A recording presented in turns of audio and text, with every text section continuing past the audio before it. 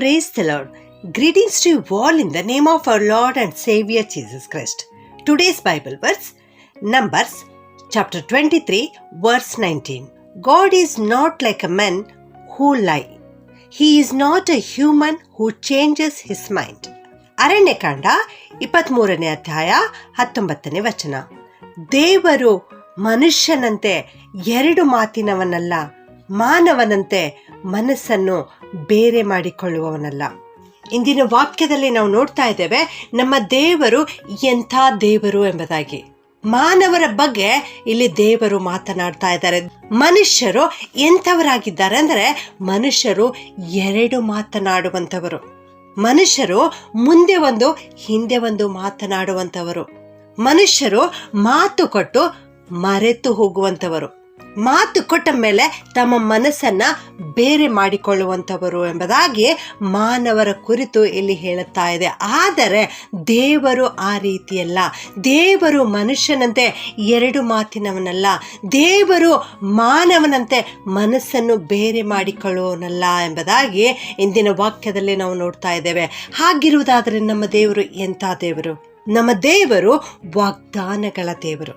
ವಾಗ್ದಾನಗಳನ್ನು ಕೊಟ್ಟು ಅದನ್ನು ನೆರವೇರಿಸುವಂತ ದೇವರು ನಮ್ಮ ದೇವರಾಗಿದ್ದಾರೆ ಪ್ರಿಯರೇ.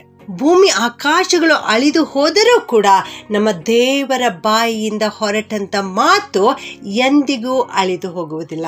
ನಮ್ಮ ತಂದೆಯಾದ ದೇವರು ಇದುವರೆಗೆ ಮಾಡಿರ್ತಕ್ಕಂಥ ಒಂದು ವಾಗ್ದಾನ ಕೂಡ ಬಿದ್ದು ಹೋಗಲಿಲ್ಲ. ಎಲ್ಲವುಗಳು ನೆರವೇರುತ್ತಾ ಇವೆ ಪ್ರಿಯರೇ.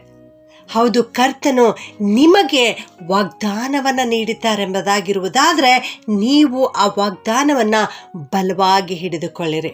ಯೋಹಾನ 15:13 ನಾವು ನೋಡ್ತೇವೆ, ಒಬ್ಬರನ್ನೊಬ್ಬರು ಪ್ರೀತಿಸ್ತಕ್ಕಂಥ ಸ್ನೇಹಿತರು ಯಾವ ರೀತಿ ಇರ್ತಾರಂದ್ರೆ ಅವರು ತಾವು ಕೊಟ್ಟ ಮಾತನ್ನ, ತಾವು ಮಾಡಿಕೊಂಡಿರ್ತಕ್ಕಂಥ ಒಪ್ಪಂದವನ್ನ ಕೈಗೊಳ್ಳುವುದರಲ್ಲಿ ಬಹಳವಾಗಿ ತೀವ್ರವಾಗಿರ್ತಾರೆ. ನಮ್ಮ ದೇವರು ನಮ್ಮನ್ನ ತನ್ನ ಸ್ನೇಹಿತರು ಎಂಬುದಾಗಿ ಕರೆದಿದ್ದಾರೆ. ಆದ್ದರಿಂದಲೇ ನಮಗಾಗಿ ಆತನು ತನ್ನ ಪ್ರಾಣವನ್ನ ಅರ್ಪಿಸಿದ್ದಾನೆ ಪ್ರಿಯರೇ. ಇದನ್ನೇ ದೇವರು ತನ್ನ ವಾಕ್ಯದಲ್ಲಿ ಈ ರೀತಿ ಸ್ಪಷ್ಟಪಡಿಸುತ್ತಾರೆ. ಪ್ರಾಣವನ್ನೇ ಸ್ನೇಹಿತರಿಗೋಸ್ಕರ ಕೊಡುವ ಪ್ರೀತಿಗಿಂತ ಹೆಚ್ಚಿನ ಪ್ರೀತಿ ಯಾವುದೂ ಇಲ್ಲ ಎಂಬುದಾಗಿ. ದೇವರು ನಮ್ಮ ಮೇಲೆ ಅಪಾರವಾದ ಪ್ರೀತಿಯನ್ನಿಟ್ಟಿರುವುದರಿಂದ ತನ್ನ ಪ್ರಾಣವನ್ನು ನಮಗಾಗಿ ಅರ್ಪಿಸಿದ್ದಾರೆ ಪ್ರಿಯರೇ. ನಮ್ಮ ಮೂಲ ಪಿತೃವಾದ ಅಬ್ರಹಾಮನ ಬಗ್ಗೆ ನಾವು ನೋಡ್ತೇವೆ. ದೇವರು ಅಬ್ರಹಾಮನ ಜೀವಿತದಲ್ಲಿ ವಾಗ್ದಾನವನ್ನ ಮಾಡಿದರು. ಅಬ್ರಹಾಮನು 75ನೇ ವಯಸ್ಸಿನಲ್ಲಿರುವಾಗ ದೇವರು ನಾನು ನಿನಗೊಬ್ಬ ಮಗನನ್ನು ಕೊಡುತ್ತೇನೆ ಎಂಬುದಾಗಿ ವಾಗ್ದಾನವನ್ನ ನೀಡಿದರು. ಸುದೀರ್ಘವಾದ ಅವಧಿಯಲ್ಲಿ 25 ವರ್ಷಗಳ ಕಾಲಾವಧಿಯಲ್ಲಿ ಅಬ್ರಹಾಮನು ನಂಬಿಗಸ್ತನಾಗಿ ದೇವರನ್ನ ನಂಬಿ ಆ ವಾಗ್ದಾನಕ್ಕಾಗಿ ಕಾದಿದ್ದನು ಪ್ರಿಯರೇ. ಅಬ್ರಹಾಮನು 100ನೇ ವರ್ಷದಲ್ಲಿರುವಾಗ ವಾಗ್ದತ್ತ ಪುತ್ರನಾಗಿರ್ತಕ್ಕಂಥ ಇಸಾಕನು ಜನಿಸಿದನು. ದೇವರು ಮಾಡಿರ್ತಕ್ಕಂಥ ವಾಗ್ದಾನದ ವಿಷಯದಲ್ಲಿ ಅವನು ಯಾವತ್ತೂ ಅಪನಂಬಿಕೆ ತೋರಿಸಲಿಲ್ಲ. ಅವನು ಯಾವತ್ತೂ ಚಂಚಲನಾಗಿರಲಿಲ್ಲ. ಆದರೆ ದೇವರನ್ನ ಘನಪಡಿಸುವುದಕ್ಕಾಗಿ ಆತನು ತನ್ನ ವಾಗ್ದಾನವನ್ನು ನೆರವೇರಿಸುವುದಕ್ಕೆ ಸಮರ್ಥನೂ ಎಂಬುದಾಗಿ ಅವನು ಸಂಪೂರ್ಣವಾದ ಭರವಸೆಯನ್ನ ದೇವರ ಮೇಲೆ ಇಟ್ಟು ದೃಢವಾದ ನಂಬಿಕೆಯುಳ್ಳವನಾಗಿದ್ದನು.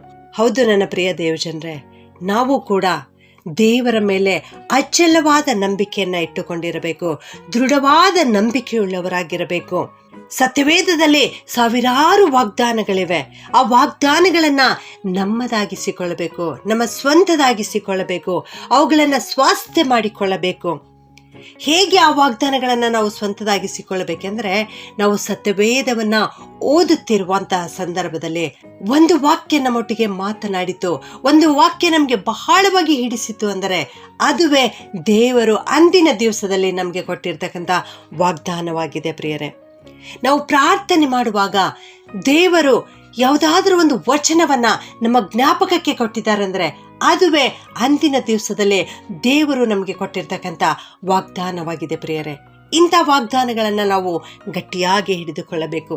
ನಾವು ದೇವರ ವಾಕ್ಯಗಳನ್ನು, ಪ್ರಸಂಗಗಳನ್ನು ಕೇಳಿಸಿಕೊಳ್ಳುವಂಥ ಸಂದರ್ಭದಲ್ಲಿ ಯಾವುದಾದ್ರೂ ಒಂದು ವಾಕ್ಯ ನಮ್ಮ ಜೀವಿತಕ್ಕೆ ನಾಟಿದೆ, ನಮ್ಮ ಹೃದಯಕ್ಕೆ ನಾಟಿದೆ, ನಮಗೆ ಬಹಳವಾಗಿ ಹಿಡಿಸಿದೆ ಅನ್ನೋದಾದರೆ ಆ ವಾಕ್ಯದ ಮೂಲಕವಾಗಿ ದೇವರು ನಮಗೆ ಮಾತನಾಡ್ತಾ ಇದ್ದಾರೆ. ಆ ವಾಕ್ಯವನ್ನು ದೇವರು ನಮಗೆ ವಾಗ್ದಾನವನ್ನಾಗಿ ಕೊಡ್ತಾ ಇದ್ದಾರೆ ಎಂಬುದಾಗಿ ತಿಳಿದುಕೊಂಡು ಆ ವಾಗ್ದಾನಕ್ಕಾಗಿ ಕರ್ತನನ್ನು ಸ್ತುತಿಸಬೇಕು ಪ್ರಿಯರೇ. ಆ ವಾಗ್ದಾನವನ್ನು ಗಟ್ಟಿಯಾಗಿ ಹಿಡಿದುಕೊಳ್ಳಬೇಕು. ಹೌದು, ನಮ್ಮ ದೇವರು ವಾಗ್ದಾನವನ್ನು ಕೊಟ್ಟು ನೆರವೇರಿಸುವಂಥ ದೇವರು. ಆತನು ಮಾನವನಂತೆ ಮನಸ್ಸನ್ನು ಬೇರೆ ಮಾಡಿಕೊಳ್ಳುವುದಿಲ್ಲ, ಮನುಷ್ಯನಂತೆ ಎರಡು ಮಾತಿನವನಲ್ಲ. ಕರ್ತನು ತಾನು ಪ್ರೀತಿಸುವವರಿಗೆ ವಾಗ್ದಾನಗಳನ್ನು ಕೊಟ್ಟು ನೆರವೇರಿಸುತ್ತಾನೆ. ಪ್ರಾರ್ಥನೆ ಮಾಡಿಕೊಳ್ಳೋಣ. ಪ್ರೀತಿಯ ಪರಲೋಕದ ತಂದೆಯಾದ ದೇವರೇ, ನಿನಗೆ ಸ್ತೋತ್ರ ಉಂಟಾಗ್ಲಪ್ಪ. ನೀನು ಮಾನವರಂತೆ ಎರಡು ಮಾತಿನವನಲ್ಲ ಸ್ವಾಮಿ, ಮಾನವನಂತೆ ಮನಸ್ಸನ್ನು ಬೇರೆ ಮಾಡಿಕೊಳ್ಳುವುದಿಲ್ಲ ದೇವರೇ. ಅದಕ್ಕಾಗಿ ನಿನಗೆ ಸ್ತೋತ್ರಪ್ಪ. ಈ ವಾಕ್ಯದ ಮೂಲಕವಾಗಿ ಇವತ್ತು ನಮ್ಮೊಟ್ಟಿಗೆ ಮಾತನಾಡಿದ್ದೀರಿ ಸ್ವಾಮಿ, ನಿಮಗೆ ಸ್ತೋತ್ರ ಉಂಟಾಗಲಿ ಕರ್ತನೆ. ಅಪ್ಪ, ನೀನು ವಾಗ್ದಾನಗಳ ದೇವರಾಗಿದ್ದಿ, ವಾಗ್ದಾನಗಳನ್ನು ಕೊಟ್ಟು ನೆರವೇರಿಸುವಂಥ ದೇವರಾಗಿದ್ದೀಯಪ್ಪ. ಆದ್ದರಿಂದ ನಿಮ್ಮನ್ನು ಸ್ತುತಿಸ್ತೇವೆ, ನಿಮ್ಮನ್ನು ಕೊಂಡಾಡ್ತೇವೆ ದೇವ. ನೀನು ಇಸ್ರಾಯೇಲ್ ಜೀವಿತದಲ್ಲಿ ಕೊಟ್ಟಿರ್ತಕ್ಕಂಥ ಎಲ್ಲ ವಾಗ್ದಾನಗಳನ್ನು ಕೊಟ್ಟು ನೆರವೇರಿಸಿದ್ದೀರಿ ದೇವ. ಆದುದರಿಂದ ನಿಮ್ಮನ್ನು ಕೊಂಡಾಡ್ತೇವೆ ಕರ್ತನೆ.